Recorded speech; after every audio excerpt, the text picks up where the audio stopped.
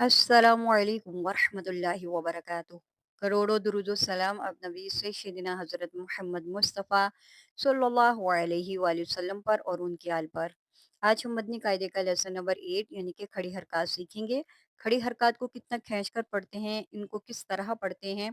आज मैं आपको ये सारा चैप्टर स्पेलिंग के साथ यानी कि हिजों के साथ पढ़ के जो है वो बताऊंगी और सिखाऊंगी। अगर आपके लिए ये मुश्किल सबक है तो इस वीडियो को कंप्लीट देखिएगा, आपकी बहुत ज़्यादा हेल्प होगी। सबक का आगाज़ करने से पहले एक बहुत प्यारी हदीस सुनते हैं। ये हदीस आपने सुननी भी है और दूसरों को भी सुनानी है। आप ये वीडियो शेयर भी कर सकते हैं, ज़रूर शेयर कीजिएगा क्योंकि अगर आप ये वीडियो शेयर करेंगे, किसी की कुरान के लिए मोहब्बत पैदा हो सकती है और बहुत सारे फ़ायदे हो सकते हैं। रसूल अल्लाह सल्लल्लाहु अलैहि वसल्लम ने इरशाद फरमाया, मुसलमानों के घरों में से सबसे बेहतर घर वो है जिनमें कोई यतीम हो और इसके साथ अच्छा सलूक किया जाता हो, और मुसलमानों का सबसे बदतर घर वो है जिसमें कोई यतीम हो और इसके साथ बुरा सलूक किया जाता हो। अल्लाह ताला सबके माँ बाप सलामत रखे। हज़रत अबू हुरैरा रदियल्लाहु तआला अन्हु, इब्ने माजा। तो देखा करें कि आपके इर्द गिर्द कोई यतीम तो नहीं है, तो उसके सर के ऊपर हाथ रखा करें, शफ़क़त किया करें, मोहब्बत किया करें, क्योंकि ये सब अल्लाह का निज़ाम है। और कोशिश किया करें कि नज़र रखा करें, यतीम बच्चों के ऊपर जो है वो नज़र रखनी चाहिए। ये बहुत बड़ी नेकी है। जैसा कि आपने सुना कि सबसे अच्छा घर वो है कि जिसमें यतीम के साथ अच्छा सलूक होता हो। चलिए सुबह का आगाज़ करते हैं। अऊज़ु बिल्लाहि मिनश शैतानिर रजीम। बिस्मिल्लाहिर रहमानिर रहीम। आज के सबक में हमने खड़ी हरकत पढ़नी है। सबसे पहले हम ये जानेंगे कि खड़ी हरकत किससे कहते हैं। खड़ी हरकत ये लफ्ज़ जो है खड़ी हरकत, खड़ी हरकत किसे कहते हैं। खड़ा ज़बर, खड़ा ज़ेर और उल्टे पेश को खड़ी हरकत कहते हैं। खड़ा ज़बर जो होता है वो हरफ के ऊपर होता है, खड़ा ज़ेर हरफ के नीचे होता है, उल्टा पेश हरफ के ऊपर होता है। उल्टे पेश को जैसा कि आपको नज़र आ ही रहा है कि ये पेश की तरह है लेकिन ये उल्टा है, इसलिए इसको उल्टा पेश बोलते हैं। खड़ा ज़बर, खड़ा ज़ेर और उल्टे पेश को हम कितना खींच कर पढ़ेंगे। हम जानते हैं कि हरूफ मद्दा को हमने एक अलिफ यानी कि 2 हरकत के बराबर खींच के पढ़ा था। हरूफ मद्दा को एक अलिफ खींच कर पढ़ा था। खड़ी हरकत को भी हमने एक अलिफ के बराबर खींच के पढ़ना है, यानी कि 2 हरकत के बराबर।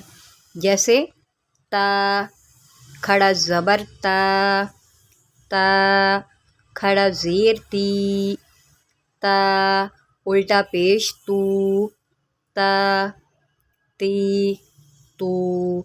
अब अंदाज़ा करें कि अगर मैंने ता को लंबा किया, एक अलिफ के बराबर लंबा किया, इसका मतलब ये है कि आप इसको 1 सेकंड के लिए लंबा करेंगे। ता, ती, तू। अच्छा, ये जो लास्ट वाला पॉइंट है ना, इसको समझे। इस सबक में हरूफ करीबुस सौत यानी मिलती जुलती आवाज़ वाले हरूफ में वाज़या फ़र्क करें। यहाँ पर देखें ता और तौ, इनमें फ़र्क है और हमने करना है। ता को बारीक पढ़ा जाता है जबकि तौ को मोटा करके पढ़ा जाता है क्योंकि ये हरूफ मुस्तआलिया में से है।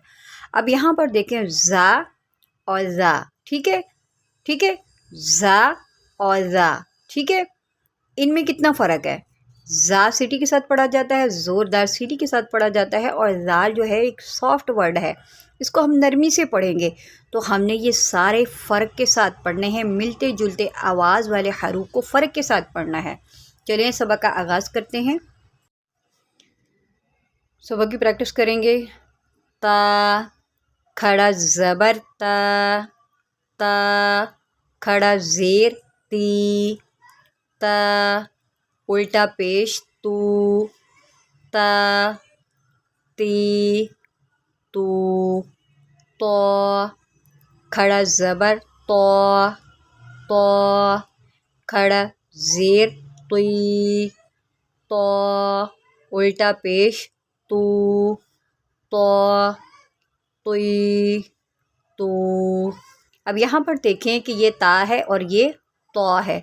देखिए कैसे, ता, تو تی توی تو تو ز کھڑا زبر ز ز کھڑا زیر زی ز الٹا پیش زو ز زی زو زال کھڑا زبر ز زال کھڑا زیر زی زال الٹا پیش زو ز زی زو۔